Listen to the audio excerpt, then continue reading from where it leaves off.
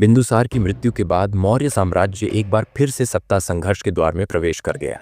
सम्राट के कई पुत्रों में से किसे राजगद्दी सौंपी जाए ये स्पष्ट नहीं था, लेकिन समय ने जिसे चुना वो था अशोक।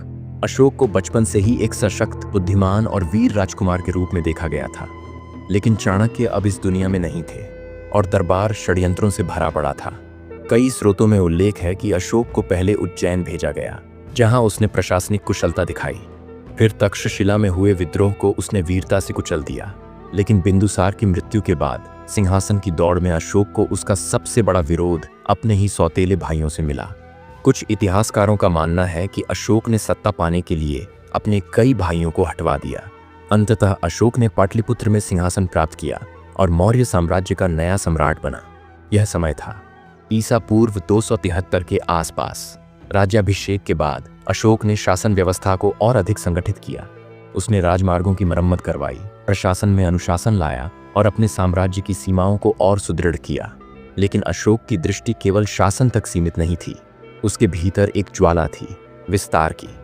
मौर्य साम्राज्य लगभग पूरे उत्तर भारत और मध्य भारत में फैला हुआ था, लेकिन एक राज्य ऐसा था जिसने अभी तक मौर्य अधीनता स्वीकार नहीं की थी, कलिंग।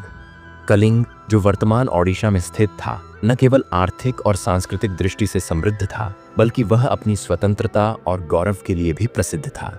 अशोक ने पहले कूटनीतिक प्रयास किए, दूत भेजे, प्रस्ताव दिए, लेकिन कलिंग ने आत्मसमर्पण करने से इनकार कर दिया। अशोक के लिए यह अस्वीकार्य था। एक स्वतंत्र राज्य जो मौर्य साम्राज्य के मध्य में था, उसे चुनौती दे रहा था, और तब उसने युद्ध का आदेश दिया। ईसा पूर्व 261 मौर्य सेना ने कलिंग की ओर कूच किया। इतिहासकारों के अनुसार यह युद्ध मौर्य काल का सबसे विनाशकारी युद्ध था। मौर्य सेना में थे 600 युद्ध हाथी, 7000 घोड़े, 60,000 पैदल सैनिक। कलिंग की सेना संख्या में कम थी, लेकिन आत्मबल और स्वतंत्रता की भावना से भरपूर थी।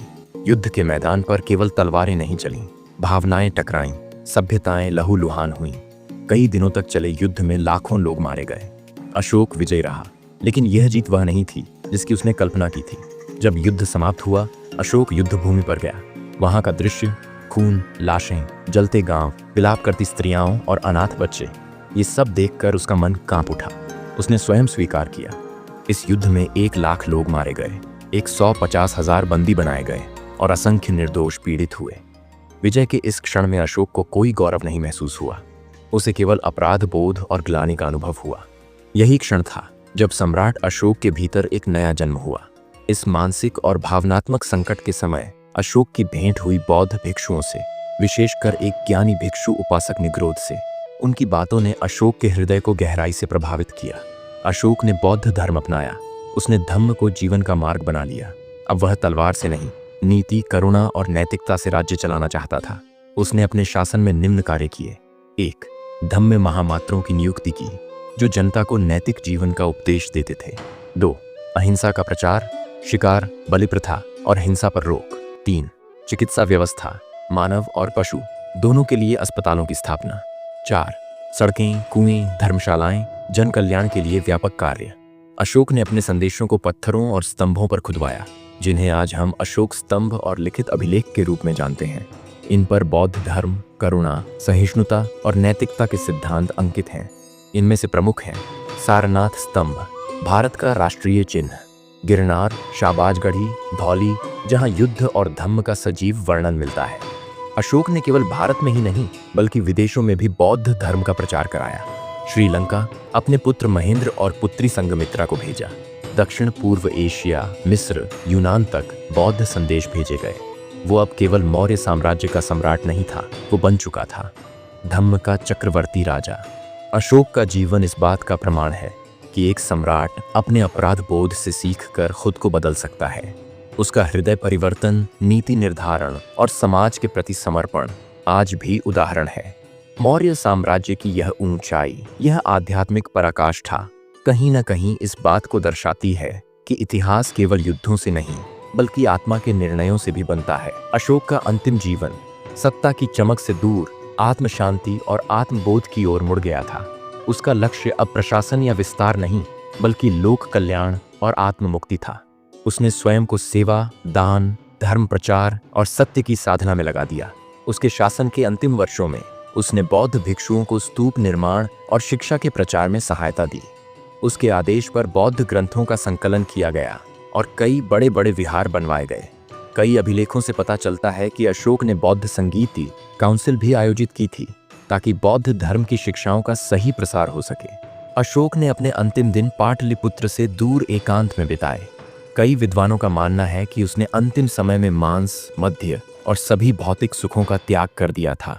कुछ बौद्ध परंपराओं के अनुसार वह भिक्षु जैसा जीवन जी रहा था। ईसा पूर्व 232 में उसकी मृत्यु हुई। यह क्षण भारत के इतिहास में एक युगांत की तरह था। उसका निधन केवल एक सम्राट की मृत्यु नहीं थी, बल्कि भारत की सबसे शक्तिशाली और विचारशील साम्राज्य की चरम सीमा का अंत था। अशोक के बाद उसका पुत्र कुणाल या दशरथ मौर्य गद्दी पर बैठे, इस पर इतिहासकारों में मतभेद है। लेकिन यह बात स्पष्ट है कि अशोक के उत्तराधिकारी न तो राजनीतिक रूप से उतने सक्षम थे, न ही उनके पास वह नैतिक अधिकार और लोकप्रियता थी। साम्राज्य धीरे धीरे टूटने लगा। मौर्य साम्राज्य, जो कभी अफगानिस्तान से लेकर कावेरी नदी तक फैला था, अब छोटे छोटे क्षेत्रों में बढ़ने लगा। कई प्रांतों के शासकों ने स्वतंत्रता घोषित की। प्रशासनिक व्यवस्था ढीली पड़ गई। जनता में असंतोष बढ़ने लगा। अंततः मौर्य साम्राज्य का अंत हुआ और शुरू हुआ शुंग वंश। पुष्यमित्र शुंग ने अंतिम मौर्य सम्राट बृहद्रथ की हत्या कर गद्दी पर कब्जा कर लिया। यह घटना मौर्य साम्राज्य के पूर्ण अंत का प्रतीक बनी। मौर्य साम्राज्य की कहानी एक पालक चंद्रगुप्त से शुरू हुई, जिसने एक ब्राह्मण चाणक्य के साथ मिलकर भारत को एक किया। वही साम्राज्य अशोक के हाथों अपनी चरम सीमा पर पहुंचा, जहां युद्ध नहीं, धर्म ने शासन किया। और अंततः उसी साम्राज्य का पतन हुआ, क्योंकि कोई भी व्यवस्था स्थायी नहीं होती। लेकिन मौर्य साम्राज्य ने भारत को क्या दिया? एकता शासन का संगठित ढांचा, नैतिक शासन की अवधारणा और धर्म को राजनीति से ऊपर रखने का संदेश। मौर्य साम्राज्य भले ही समाप्त हो गया हो, लेकिन उसकी गूंज आज भी भारत के कण कण में सुनाई देती है। यह थी मौर्य वंश की महागाथा, इतिहास की सबसे गौरवशाली, विचारशील और प्रेरणादायक यात्रा। दोस्तों, आपने अभी अभी सुनी एक ऐसी कहानी जो सिर्फ एक साम्राज्य की नहीं थी, बल्कि उस विचार की थी जिसने भारत को एक सूत्र में पिरोया। मौर्य वंश की ये यात्रा हमें बताती है कि इतिहास केवल युद्धों और राजाओं का लेखा जोखा नहीं होता, बल्कि वो आईना होता है जिसमें हम अपनी जड़ें, अपनी संस्कृति और अपनी पहचान देखते हैं। चंद्रगुप्त से लेकर अशोक तक की ये दास्तान सिर्फ तलवार की धार नहीं थी, बल्कि वो आत्मा की खोज थी कि सत्ता का असली अर्थ क्या है। और एक सम्राट केवल विजेता नहीं, वो दिशा देने वाला होता है अपने युग को। अगर आपको इस वीडियो से कुछ नया जानने को मिला हो या कहीं ना कहीं ये कहानी आपके दिल को छू गई हो, तो आपसे एक छोटा सा निवेदन है, इस वीडियो को लाइक ज़रूर कीजिए। कमेंट में बताइए कि इस पूरी गाथा में सबसे ज़्यादा प्रभावशाली पल कौन सा लगा। और हमारे चैनल कहानियों की दुनिया को सब्सक्राइब करना मत भूलिए। ये चैनल सिर्फ कहानियाँ सुनाने के लिए नहीं बना है। हमारा मकसद है उन इतिहासों को जिंदा करना जिन्हें समय की धूल ने ढक दिया है। हम हर हफ्ते आपके लिए लाते हैं भारत के ऐसे महान चरित्र, वीर योद्धा, त्यागी संत और भूले बिसरे राजवंशों की गाथाएं, जिनके बिना भारत की आत्मा अधूरी है।